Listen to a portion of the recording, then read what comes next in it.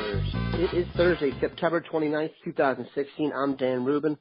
This is the Bucknuts Morning 5 and Change, joined as always on Thursdays by 24/7 Sports Director of Recruiting Steve Wiltfong. Steve, it's kind of chilly out here in the Gem City. How about Indy?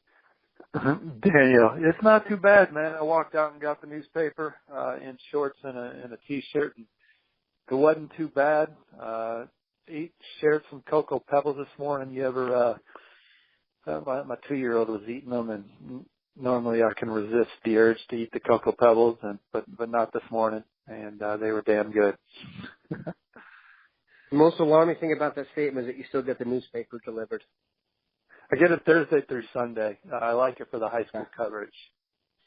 Good call. Thursday through Sunday, yeah. It's the one. That's true. The one thing, as a newspaper veteran, the one thing newspapers still do better than anybody else is high school football coverage. Now, they don't do as well as they used to, but so be it. We are moved on to the Internet. We are moved on to Bucknuts. We've got a kind of potpourri of stuff here today for Mr. Wiltfong. There was a question asked on the front row specifically for Steve. Someone asked me to ask him this on this podcast, so I will. Baron Browning, why don't you think Ohio State is in good shape with him, at least in the top three, when others do?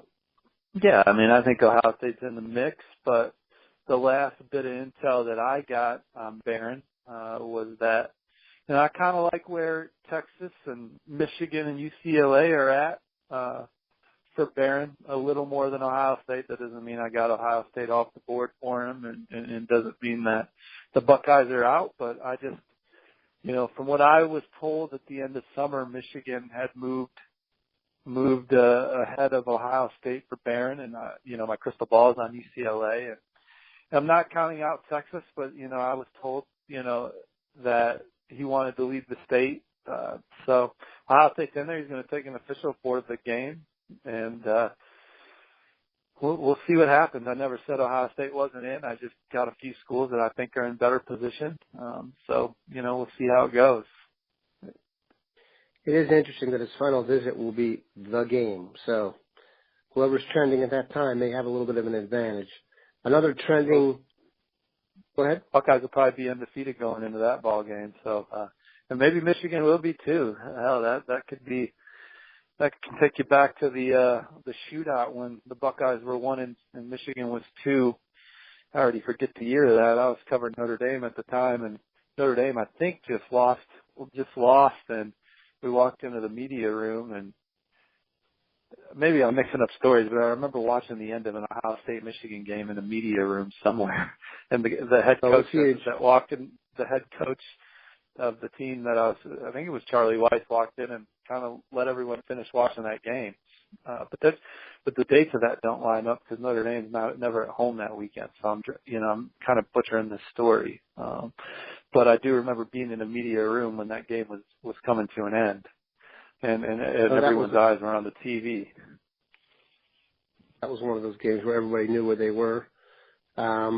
Speaking of trending prospects, Bubba Bolden, maybe not the most heralded of his Gorman teammates, but there are many who believe now that he's going to end up in Ohio State's class. Kind of, I wouldn't say he's a late bloomer, but definitely a name that came along later.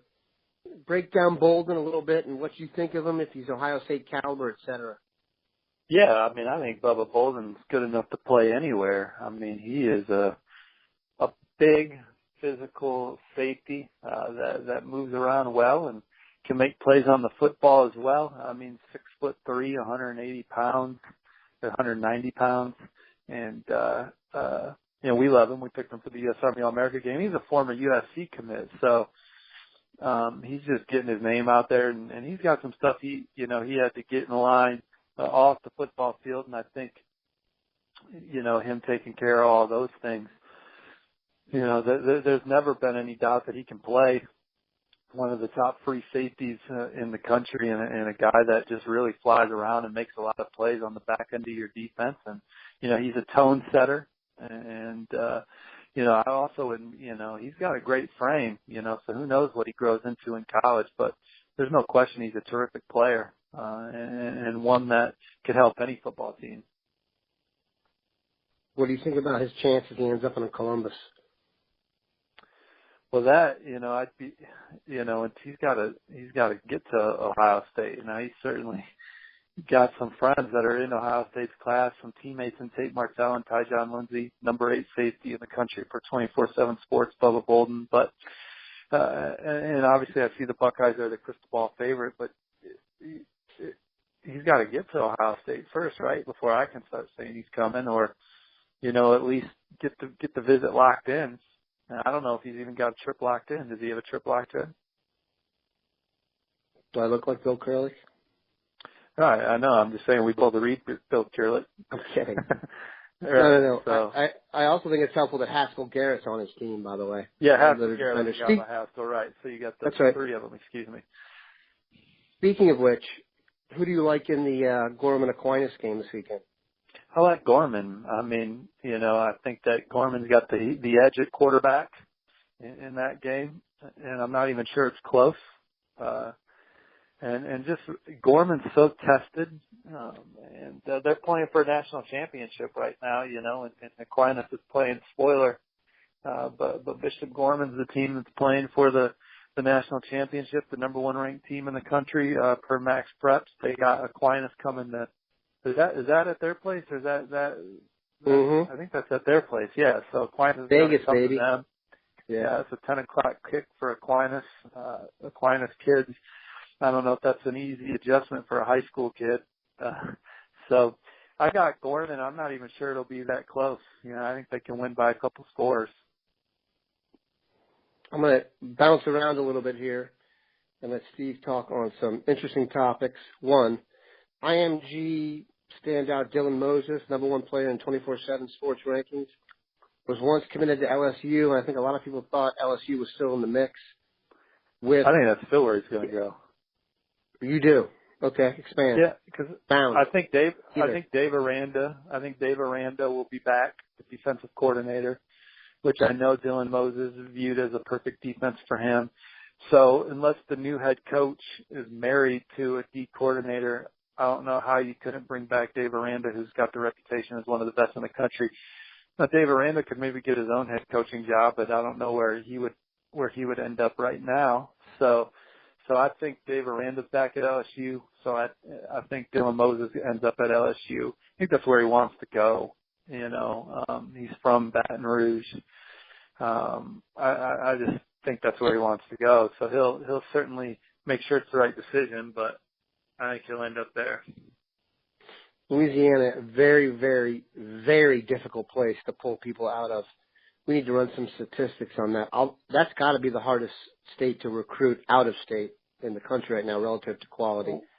Alabama's the only school that has a chance to beat LSU typically for kids that LSU wants. No one else has a shot. I mean, unless it's like a weird, like Ohio State's very tough to beat for kids from Ohio, unless it's like a Catholic school kid that grew up wanting to go to Notre Dame. It's got to be something unique like that for LSU to lose to anyone but Alabama. Speaking of the future here, you have South Bend roots. You are in the state of Indiana right now. What is up with your boy Brian Kelly? Well, he made a change at defensive coordinator, which I would think that some people would say was too late or should have happened after the Fiesta Bowl.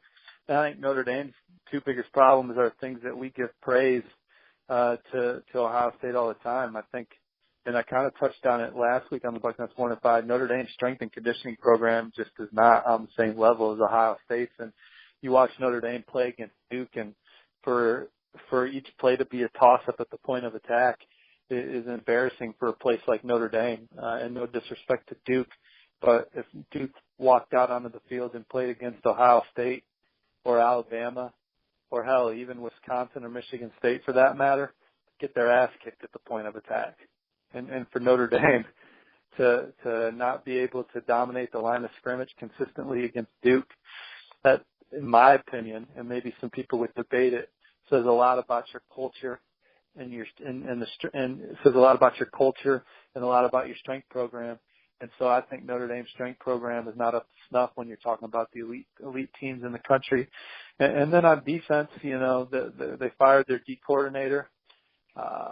They got zero pass rush. They're not developing a pass rush there. And I'm not saying that other staffs would have a team in the top third in the nation in sacks with this group, but I think that there's enough clay there to be developed. And then second, they definitely have been hit by some suspensions and injury again. I put on, it's the third year where the injury bug has kind of hit them a little bit, and I think those soft tissue injuries go on the strength coach. Now again, maybe I'm wrong there, and I'm speaking out of turn because I don't have all the information. I certainly can agree to that, perhaps, but Notre Dame, they're playing four freshmen in the secondary right now because of injury and suspension. So they got 2 guys suspended that would be playing. So that's their situation. They're 1-3. Even through all of that, they have no business being 1-3. So, Brian Kelly's been 1-3 before and he's dug out. So they got a chance to dig out of it. But, they certainly got some things working against them this year as far as now they have a new, they had to make a change at D coordinator and they got some injuries. If you like the Buckeyes, you got to give 38.5 this weekend against Rutgers, so we're not going to ask you to pick that game. I lost Rutgers last week.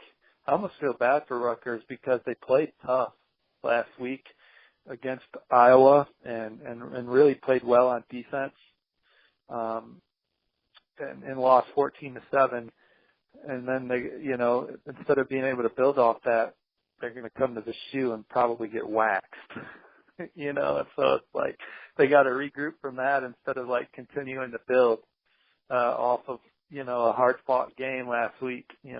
So we'll see.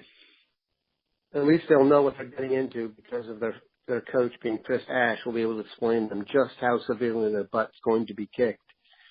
That said, the big game in the Big Ten, Wisconsin at Michigan, 3:30 kick in Ann Arbor.